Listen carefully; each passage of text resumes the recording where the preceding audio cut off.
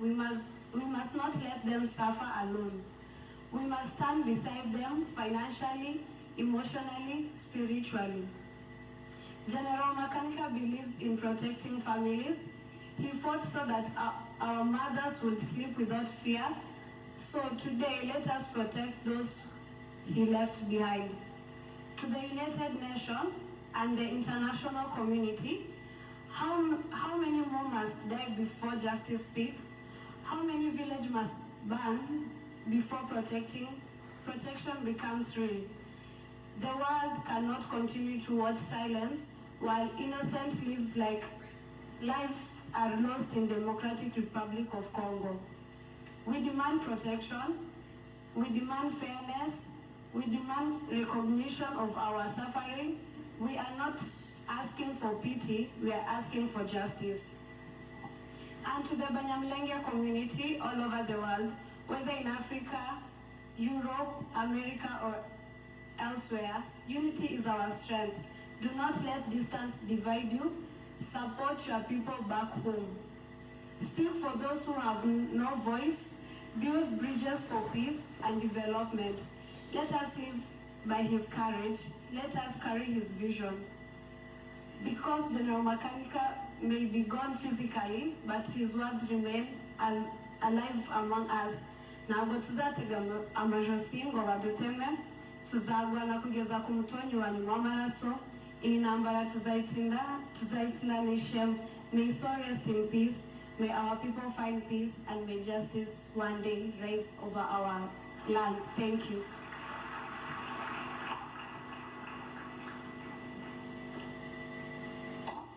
Mémoire d'un héros, dignité d'un peuple, seulement dignité.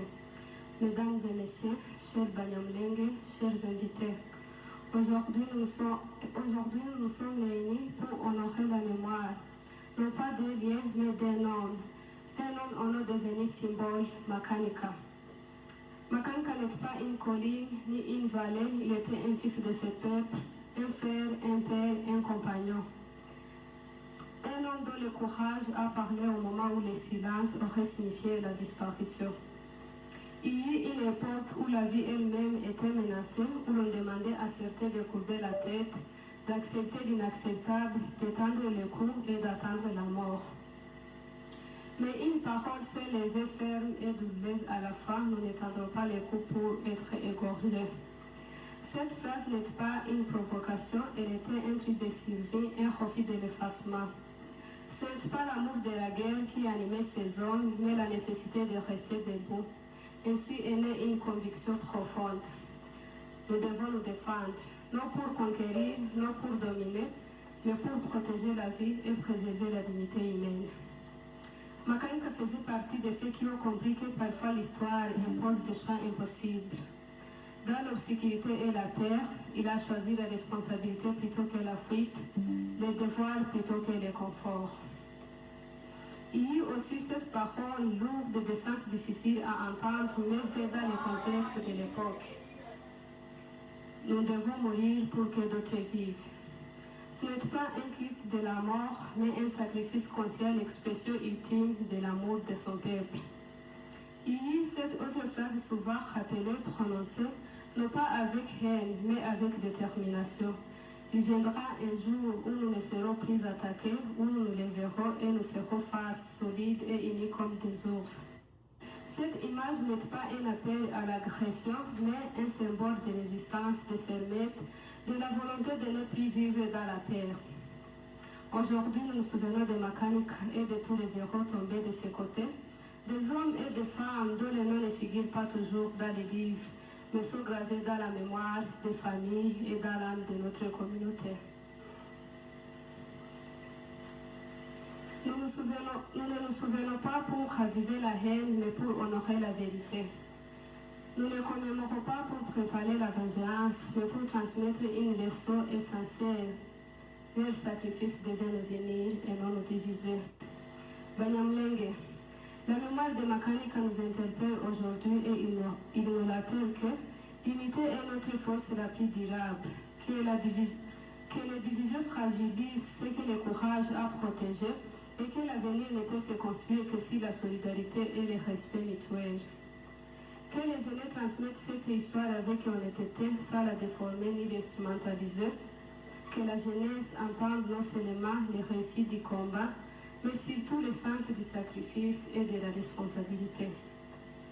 Que femmes et hommes marchent ensemble dans un engagement commun pour la vie, la dignité et la paix.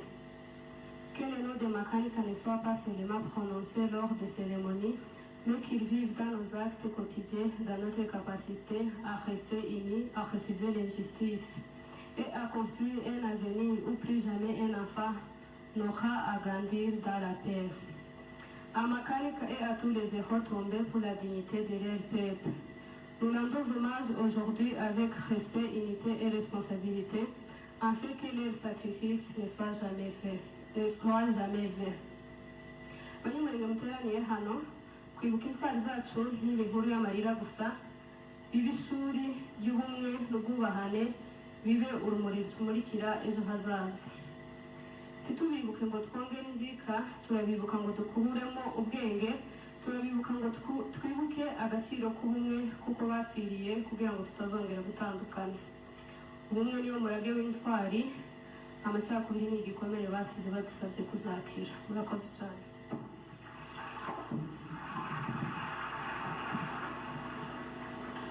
General Makanika, intwari twirata, urugero rwiza rw'abagabo, intwari twagabiwe na Rugira. General w'igihugu kiba amatongo, wihara byose uragitabara, tuzahora tukwibuka intwari yacu. Mu gihe ubwoko bwari bwugarijwe n'umwanzi, jenoside yamaze gutegurwa, wigomwe byose uramugoboka, uhagarika imigambi y'ababisha, imirimo yawe izahora yibukwa. Ku misozi migari wabimuriye ingabo, utambagiraho abandi bari batinye guseruka. Abari batangiye gusohererwa barasusuruka. Nyemerera nkubwire ko uri ingabe itazigera yibagirana na rimwe mu bwoko bwacu. Uri ishema tuzahora twirata, urumuri wacanye ruzahora rumurikira intambwe zawe watoje kugeza tugeze ku ntsinzi. Ndumva nkumbuye kubona imfura zivuga imfuruka zose n'ifuhe zirenga agafinda ziteguye gutora iwacu. Mu nkundire duharanire kuzatura muri gakondo. Murakoze cyane. Kubera umwanya reka tuyahine, twari kuvuga menshi. Just summarizing because we had many to say.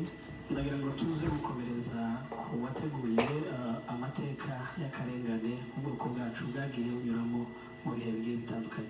Let us welcome the one who has prepared the different injustice that we have faced in many different times and seasons.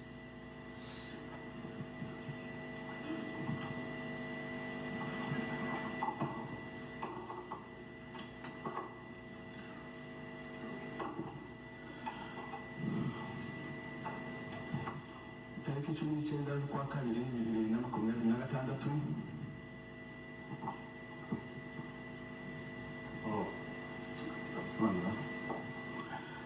kwibuka intwari zacu. Remember our heroes who offered their lives for people, zirangajwe imbere n'intwari yacu led by our hero Lieutenant General Michel Rukunda Makanika. Lieutenant General Rukunda Michel Makanika. Bayobozi bacu ba Sibereka, leaders of Sibereka, our leaders bahagarariye ubwoko bwacu hano muri iki gihugu, who are representing our community here in Kenya, abashumba bacu mwese mu byubahiro byanyu, all our pastors in your honor, Banyamurenge, Banyamurengekazi muri aha ngaha, Banyamurenge, all of you who are here today, inshuti z'Abanyamurenge mwese mwaje kwifatanya natwe kwibuka intwari zacu, the friends of Banyamurenge who have joined us here today to commemorate the mwatumiwe mukaba mwitavye, invited guests who have come kubwo kuza kubana natwe kwibuka intwari yacu Lieutenant General Rukunda Makanika n'izindi ntwari zose, who have come to commemorate our heroes who have died. dutangiye tubahampore ngo mukomere.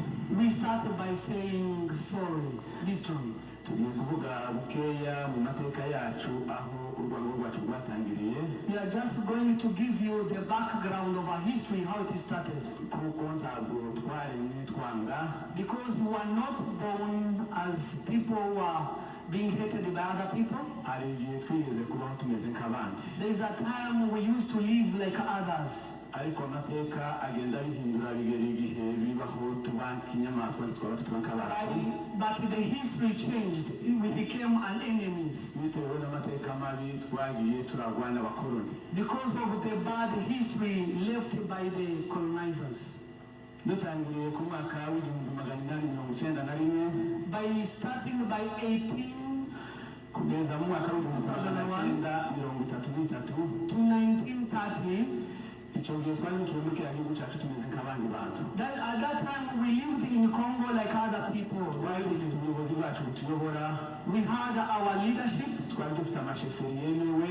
We had chiefs who kuko hari dekere z'abazungu zabivugaga bari bakoloniza icyo gihe. According to how the colonizers used to divide the places. Ariko nyuma y'icyo gihe, after that time, icyo gihe twari dufite chef de collectivité witwaga Kera. We have our chief called Kera. Yari afite abasous-chef benshi. He had some other chiefs, assistant chiefs under him. Bakoranaga nawe. Who served with him. Barimo among them there's those who are leading the Rukanisha, and also Gitimbwa, notable Mutayega, those are the chiefs. Kigushu there was in Dangani. Notable Sebagugwa. There was also notable Sebagugwa. Notable Gasambi. Notable Gasambi. Notable Bujambi. Even Bujambi. Those are the chiefs that were that was the lower hill of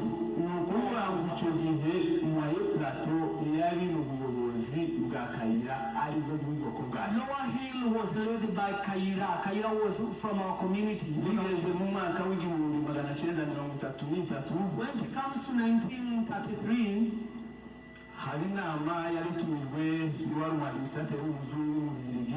there was a summit convened by a Belgian person. He convened a meeting to remove that chief of our community to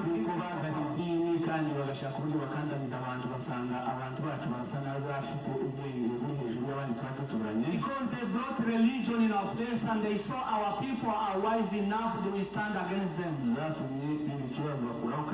Then it made the Belgian man to come and remove our chief. When they removed him on power, they had the discussion of removal of him.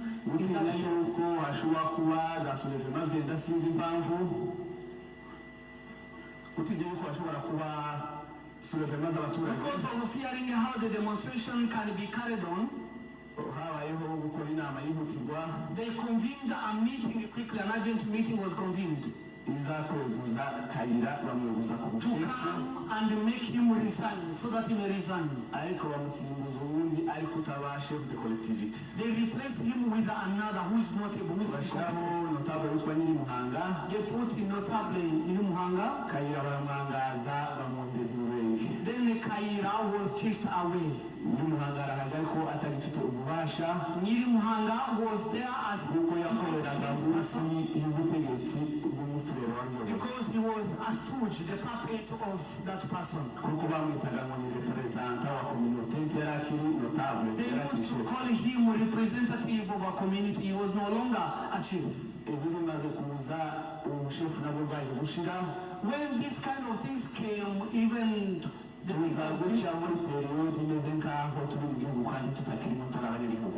came to a time when we felt like we are in the country and yet we are not considered as the citizen of a country.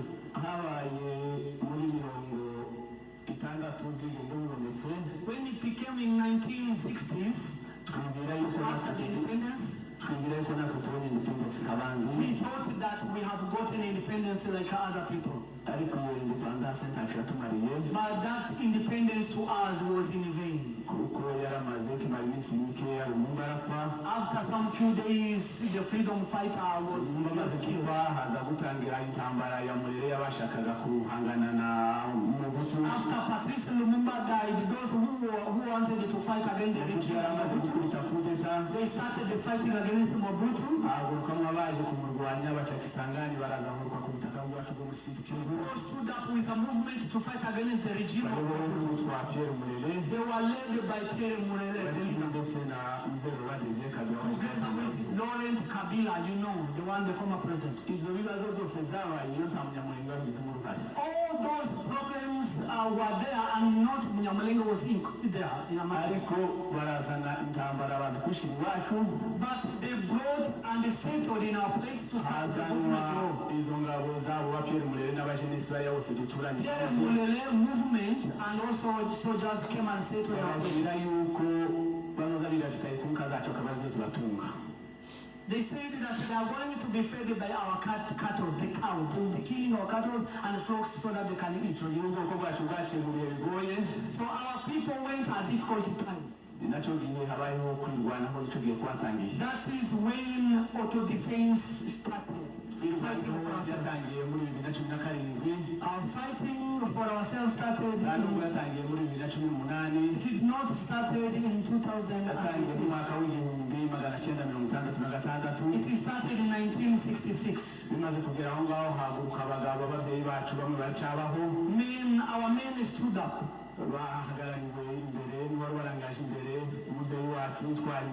They were led by Mushishi, our hero. We said we never be cut together with our women and also children. They went to fight along with Mulele. As you are still here, Banyamurenge are the one who have introduced into the military activities without being trained. After fighting against the Pierre Mulele, at that time the horrible things came. Many people were killed. We can mention some few 27 were killed at Kirumba.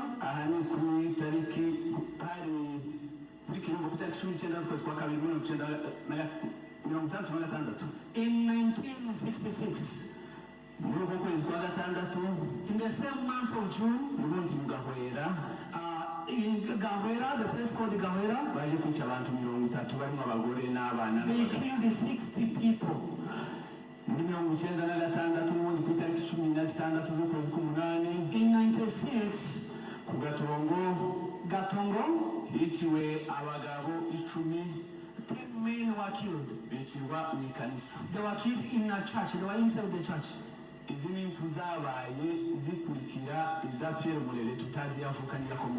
are the deaths that has happened after Mulele. I don't even know where he was originated. But Mulele was from the place, back Congo was the place where he was originated. Because of time we are rushing. In 96. 7th October. Vice Governor of Bukavu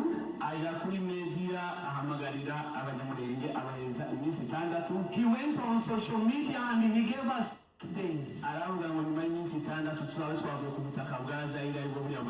He said, I give you 6 days. After 6 days, you should go and cross the border, go and leave DRC Congo.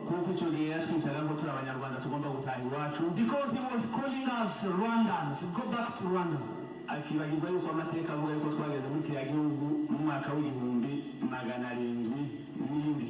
And he forgets that the history says that we went to Congo in 1,700 years there. We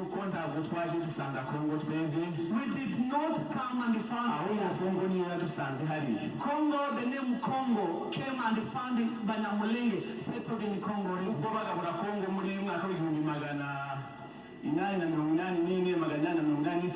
In 1880s, twari dutuye hariya dutuye We were settled in the place where we live up to now. nta mupaka wabaga hariya There was no any boundary.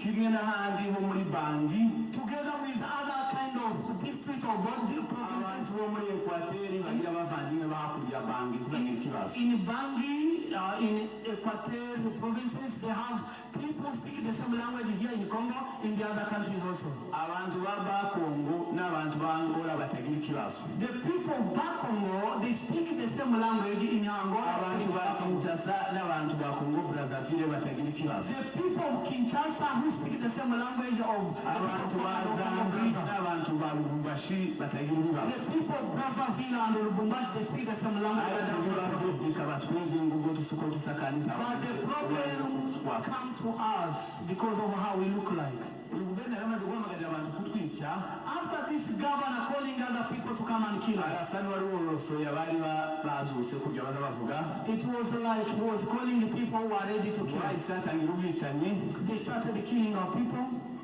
nyuma y'iryo tangazo ry'Ibukavu hahise hishwa abantu 22 barimo bayitidia After the announcement he made it calling upon the people to come and kill us. kabera magaja bibogobogo ndaza utabuliri yahiciwe abantu 550 Kabera and Bogogo, more than 500 people were killed. abandi 159 bajanywe iminyago mateko 159 were taken as captives. mbere y'izina Kamanyola hiciwe abantu bagera 10 barimo abashumba 3 Kamanyola, more people were killed. na shefu Among them pastors and chief, harimo Revera Bugunzu, Revera Semu Reverend Bugunzu na Revera Muzuzi and Reverend Muzuzi na shefu Rukenuko and Chief Rukenuga. tuzahora tubibuka We still remember them. Nganji, the place called Nganji, hishiwe abantu 75 abandi 100 batwarwa Amateka 70 people were killed and some other hundreds of children were killed.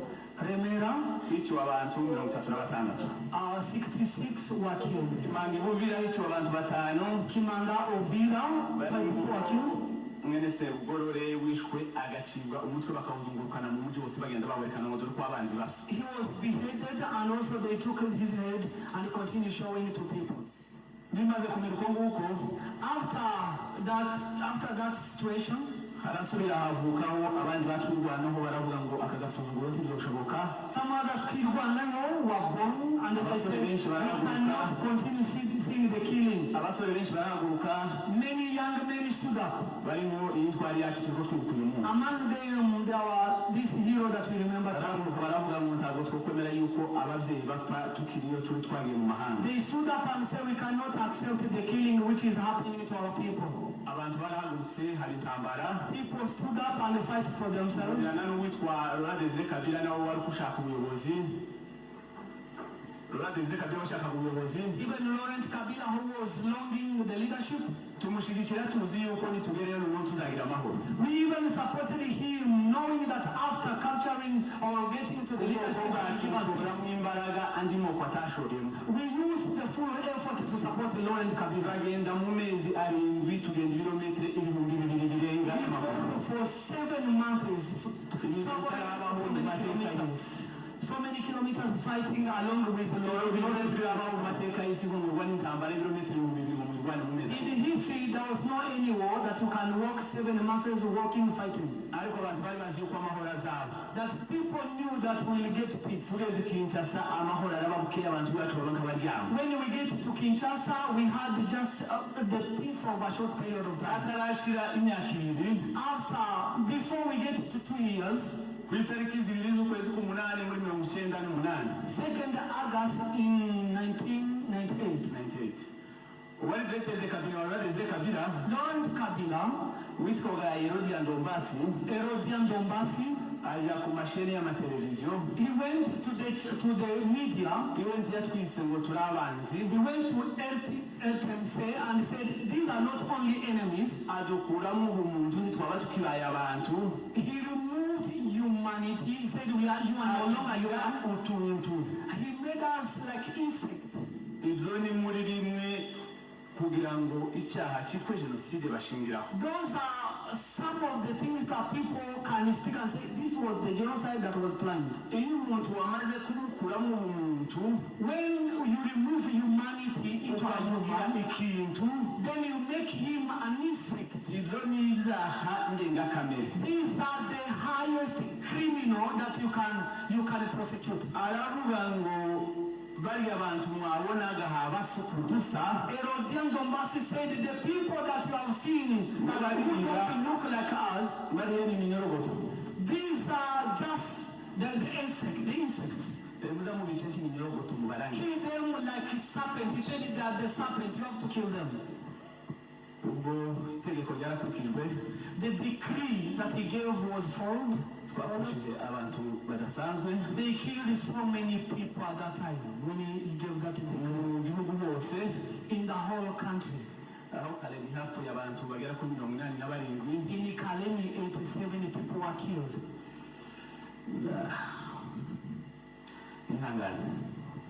Continue to be strong. Kinshasa hafi abantu 300. In Kinshasa, 300 men were killed. 2003 nageze Kinshasa. In 2003, I went to Kinshasa.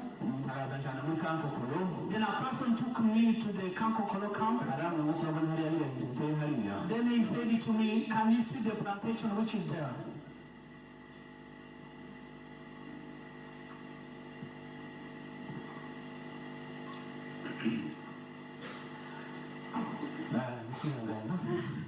Let us continue to be strong. Muharimo inyambo ya bene wanyu. Then he said, in those plantations there is the dead bodies of your people. Bashinguwe muri fosse commune. There are the graves of your people have been buried there. Kamina hapfuye 400. In Kamina, 400 people killed. Lubumbashi hapfa 200. In Lubumbashi, 200 people are killed. Zura hapfa abantu 45. In Zura, 45 people were killed. Abarenga 20,000 barangazwa More than 20,000 ran away from war. bakunda isi yose ntacyo bafite. They were scattered all over the world without having anything. nta kindi kintu bazira Without any other reason. bazira yuko Imana yabaremye ku musakani ntawabigize Because of how God created them. ipoto hapfuye abantu 70. 70 people were killed. abo ni abantu bapfuye bakurikiye disikuru gusa ya Herodiya. Those are the people who were killed because of the orders given by abari bagiye twagiye duselekisiona ariko bapfuye ni benshi gusa. These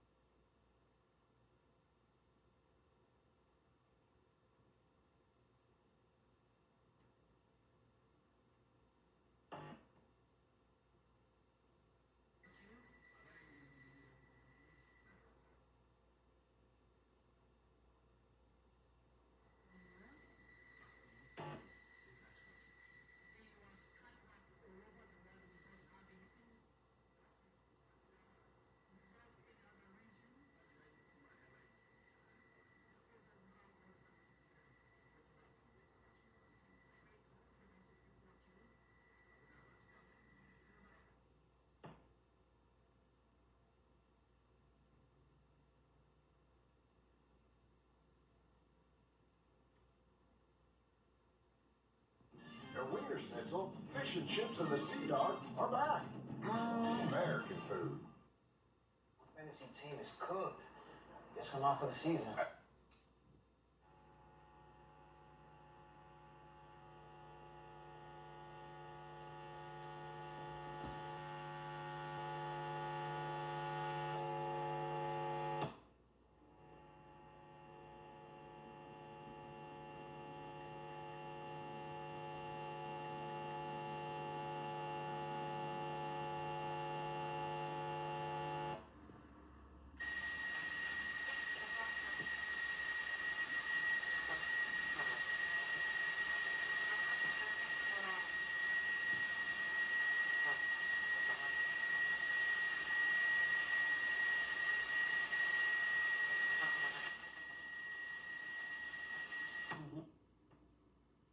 One saying, he said the reason why we're not going to defeat this war is because of infiltrated. We have been infiltrated. Imagine 600 people, one person saying, one person who is this one has penetrated inside us. He's an enemy. And imagine he's the one who was in charge to preach the gospel to us. We lived in this situation which wasn't good. Reason why even our people are still there. When you try to judge them, do not. Many of them are there because of loving or wanting to be there. nuko ibyo birangiye muri 2004 turi Kinshasa dufite vice president. In 2004 when we had the vice president, bese wacu barahunze bahunga Uvira kubera itambara. Our people ran away from Uvira because bamwe barangana babonye abamwe. Some of them they are here. barahunga igihugu kirabakira cy'u Burundi. They ran away from Uvira to bagera mu maboko ya Nations Unies. They were received by United Nations. Amaboko ya Nations Unies arasumba amaboko y'igihugu. And the United Nations hand is more than the hands of a country. Ariko barambuka bava ku butaka bwa Congo. They crossed from DRC. babakurikira ku butaka bw'u Burundi. They went, they found them to the land of Burundi. They killed them. Bari muri distance y'amametero magana ngahe nikaya abasirikare b'Abarundi. And yet they were just at a short distance with the camp of military Burundian army. Bari barinzwe na Nations Unies. They were protected by the United Nations military. barapfa abarundi baraza barareba Nations Unies zirareba. They were killed in Gatumba when the United Nations were there. Congo yohereza delegation zayo zariyobowe na vice president jana na minister. The government of Congo sent the delegate to go and see what has happened. barashika bahamagara abarundi bagira gute bashaka. They call upon the leadership of Burundi to come and see what has happened. The king. bafata ibirego babishikiriza inkiko bazabagoni kuko mpuzamahanga. They gave them the charges and they took them to the prosecution. But we are still continuing to face injustice. During that night in Gatumba, a refugee camp, 165 people were killed. It has been forgotten, no prosecution. As we are rushing to this commemoration in 2016, we had one group or the area where we had a chief. The neighbors whom we lived together, Bafuliro, they came and attacked our chief. They attacked him, they started shooting the gun. And his death started from that wound.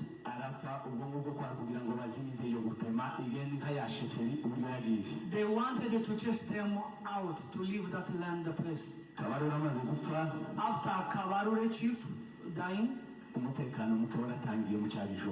we had no peace. Minembwe and Mibunda, they were still living. People started being killed and being assaulted on each every day. And the government did not do anything. There was no any protection that the government has offered. habaye mu mwaka w'ibihumbi 2018 when it comes to the year of 2018, intambara yari igeze muri za Mibunda the war also spread to Mibunda. abantu bari Mibunda bahungira hari mu Mikenke People who are in Mibunda, they ran away from war, they went to bashitse mu Mikenke. Mikenke baraswa noneho n'ingabo za leta When they get to Mikenke, they were shot, the bullet shot by the ingabo za leta government vehicles. zirabarasa barahunga bamwe n'ico gihe bafashe inzira za Bijombo The army of DRC started shooting abandi civilians. baraza bahuruka muri ibi bihugu And many of them ran away.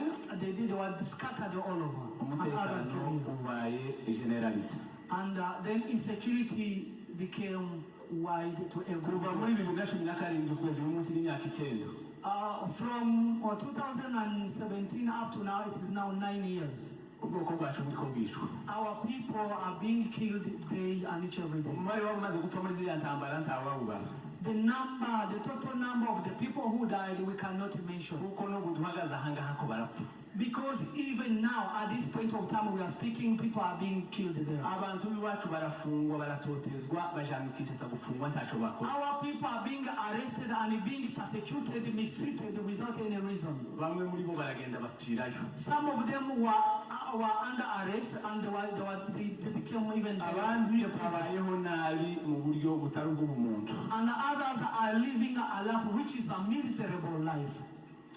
tukaguma tukagira ngo none leta ari kizagira And we thought that the government can do something in order to spare or to igihe give cyose justice to leta yari us. kutwica ariko ikayikoresha abandi itaragaragara ku mugaragaro At that time, the government was using behind some other people to kill us. habaye muri 2020 When it became in 2020, imana isa n'irigiye kudusesa God wanted to give us one more laugh on our face. imana iduheza zone ya Minembwe God gave us the zone of Minembwe. yari yarasohotse muri 2013 ariko ntibayitanga ku mugaragaro It has been given in 2016, habaye muri 2020 but they did not give it officially, proclaim it, but when it came to 2020, 2020 barayitanga ku mugaragaro hari mu kwezi kwa 10 in 2020, they gave us a zone. bamaze kuyitanga When they gave us that zone, bari batanze amateritware 178 they have given more than 174. 74 izo zose iyacu yari imwe We had only one, our community. twavuze ko sheferi yari imwe bayidukuraho We had one sheferi, but they took it away. pema yari imwe barasaka baruga ngo bayidukureho Then a group Emma, which was led by Kabarure, they shot batanze him. teritware imwe mu materitware 178 They gave us one territory, the zone among 174. uwagiye gushiraho administrateur ku munisitari ku mugaragaro Then the one who wanted to appoint our leader there n'uwo bari barakoresheje kandi kugira ngo duheze iminsi 6 is the same person who has ordered us to leave DRC. He gave us 6 days. imbaraga z'Imana zirasumbiza abantu At the hands of God, the nation. kuko n'ubu duhagaze ahangaha ko barapfa Because even now, at this point of time we are speaking, people are being killed there. abantu b'iwacu barafungwa baratotezwa bajanukishisa gufungwa ntaco bakora Our people are being arrested and being persecuted, mistreated without any reason. bamwe muri bo bagiye gushiraho administrateur ku munisitari ku mugaragaro Then the one who wanted to appoint our leader there n'uwo bari barakoresheje kandi kugira ngo duheze iminsi 6 is the same person who has ordered us to leave DRC. He gave us 6 days. imbaraga z'Imana zirasumbiza abantu At the hands of God, the power of God is more than the power of wa God. wundi waduhaye iminsi 6 The same person who has given us 6 days ubuyobozi bwaramutegetse ngo ari uja kuvuga yuko Minembwe to bayitanga leave Congo is the one the government has ordered to go and proclaim that zone that has been given to our community. ariko bamaze kuyiduha kuko tubana n'abantu badashaka ko tubaho After giving us that kind of place that we are ruling ourselves, teritwari yacu yamaze iminsi 2 we had that kind of zoning for 2 days. kuko ku itariki yamaze iminsi 2 Only 2 days, they last for 2 days. umunsi wakurikiyeho The following day, ku itariki 8 bari bashyize ku itariki 6 because they have officially announced it on 6th. Then when it gets to 8, abanzi bacu bahoraho our permanent enemies, kuko turabagira bamwe babi imbere y'abandi because you always have those enemies. ariko babitakwira murabazi Bitakwira, some of them are called abitwa banzangi Nzangi.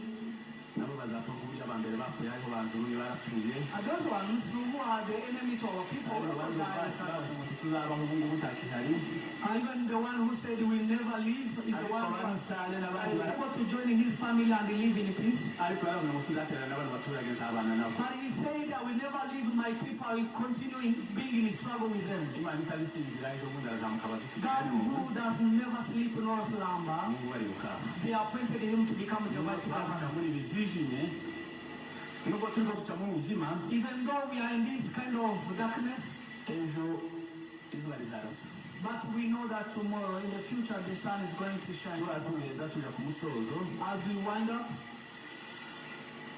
iyi si dutuyeho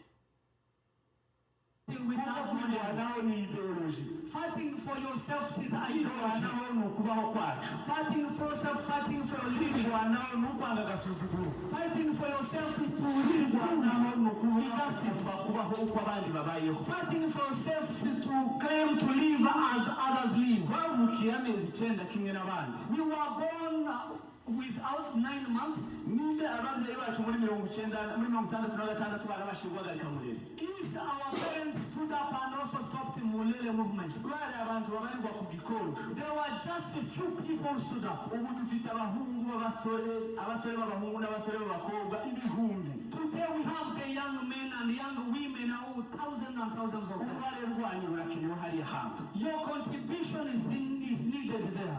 nta maternity ifite abamama bazoze babyara kuja hariya kugira ngo bafate igihugu cyo gutura ntayo We have no any maternity that gives children who can go and fight. We nta have no. bwoko na bumwe buhari nta gihugu na kimwe gihari cyabyaye abana bo kuzoja kurwanira abanyamurenge We have no any other nation who has given birth to the children who can go and fight for you.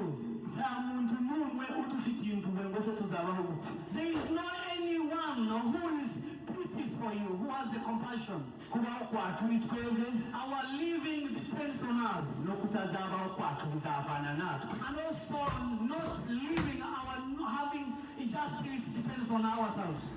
kubaho kw'abantu The life of people cyangwa kwirwanaho or fighting for ourselves, kugira inzira nyinshi it has so many ways. kandi izo nzira zose turazifite In those many ways we have them. kurya muri bibiliya baza bavuga ngo imana yagiye igabura impano ku bantu batandukanye n'uburyo butandukanye In the Bible,